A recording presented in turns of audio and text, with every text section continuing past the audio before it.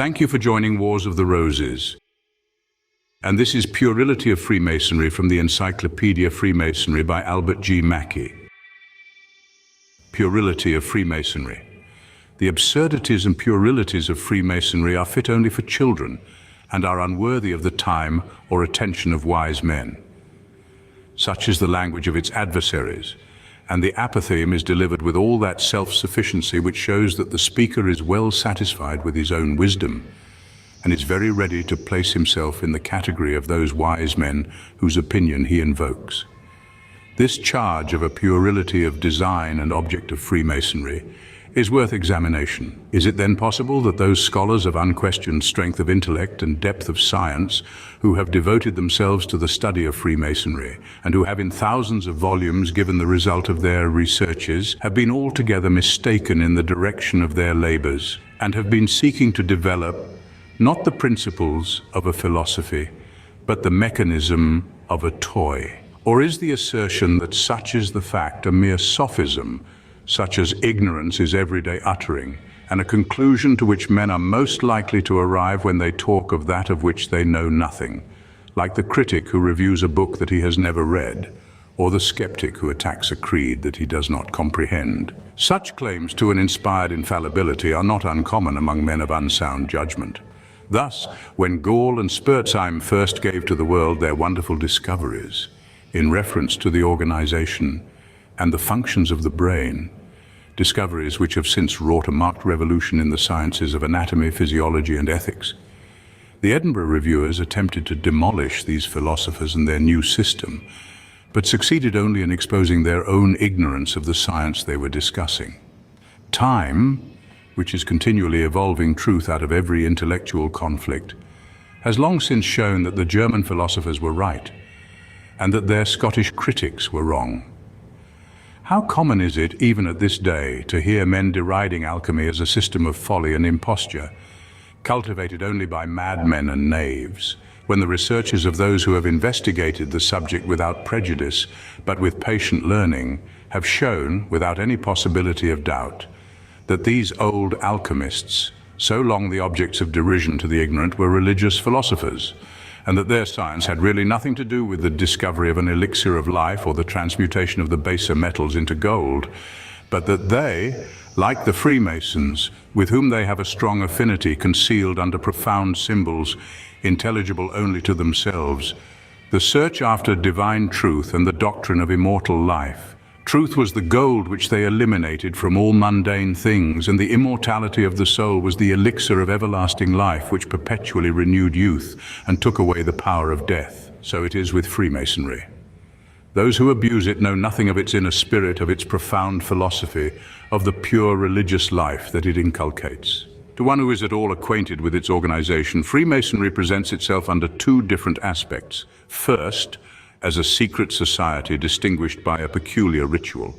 Second, as a society having a philosophy on which it is founded and which it proposes to teach to its disciples. These, by way of distinction, may be called the ritualistic and the philosophical elements of Freemasonry.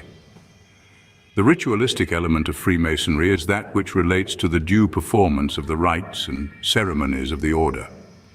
Like the rubrics of the church, which indicate when the priest and congregation shall kneel and when they shall stand, it refers to questions such as these: what words shall be used in such a place, and what ceremony shall be observed on such an occasion? It belongs entirely to the inner organization of the institution or to the manner in which its services shall be conducted, and is interesting or important only to its own members. The language of its ritual or the form of its ceremonies has nothing more to do with the philosophic designs of Freemasonry than the rubrics of a church have to do with the religious creed professed by that church. It might at any time be changed in its most material points without in the slightest degree affecting the essential character of the institution. Of course, this ritualistic element is in one sense important to the members of the society because, by a due observance of the ritual, a general uniformity is preserved. But beyond this, the Masonic ritual makes no claim to the consideration of scholars, and never has been made, and indeed from the very nature of its secret character never can be made, a topic of discussion with those who are outside of the fraternity. But the other, the philosophical element of Freemasonry, is one of much importance. For it and through it, we do make the plea that the institution is entitled to the respect and even veneration of all good men, and is well worth the careful consideration of scholars. A great many theories have been advanced by Masonic writers as to the real origin of the institution, as to the time, when, and the place where it first had its birth. It has been traced to the mysteries of the ancient pagan world, to the Temple of King Solomon, to the Roman colleges of artificers, to the Crusades for the recovery of the Holy Land, to the guilds of the Middle Ages, to the stone masons of Strasbourg and Cologne, and even to the revolutionary struggle in England in the time of the Commonwealth, and to the secret efforts of the adherents of the House of Stuart to recover the throne. But whatever theory may be selected, and wheresoever and whensoever it may be supposed to have received its birth, one thing is certain, namely, that for generations past, and yet within the records of history, it has, unlike other mundane things, presented to the world an unchanged organization.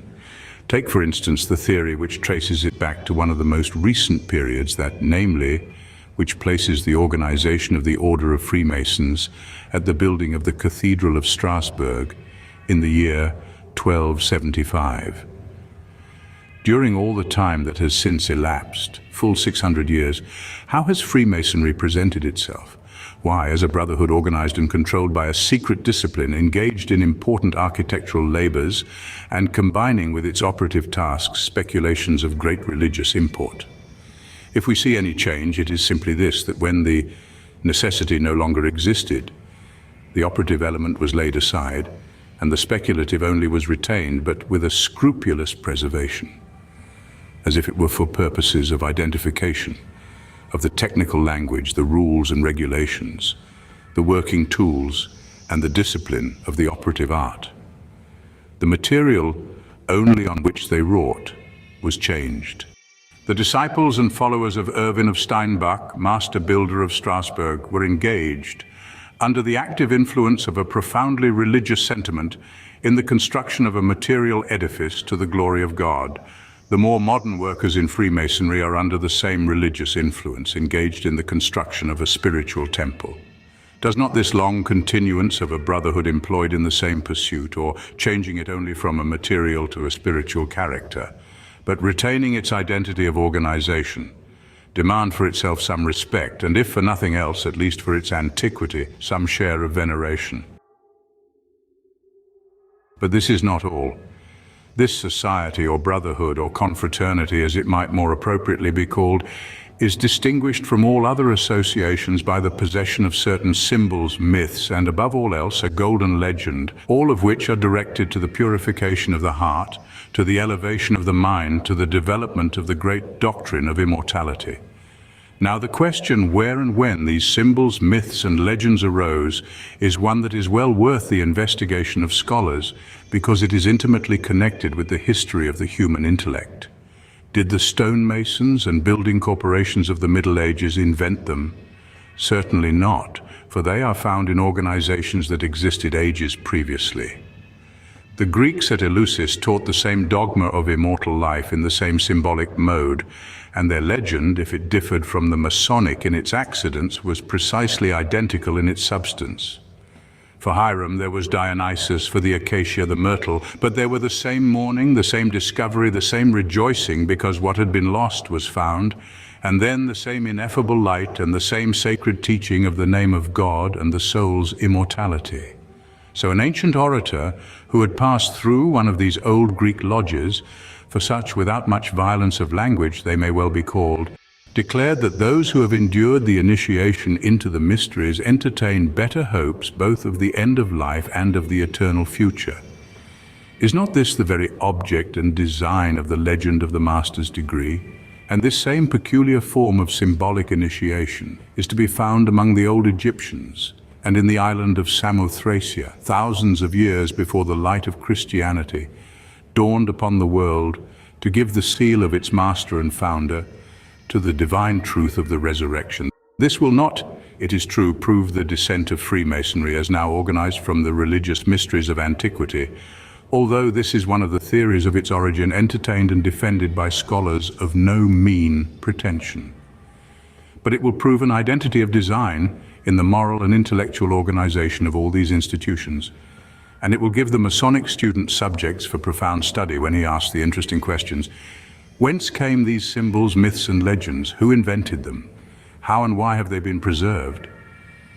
Looking back into the remotest days of recorded history, we find a priesthood in an island of Greece and another on the banks of the Nile, teaching the existence of a future life by symbols and legends, which convey the lesson in a peculiar mode.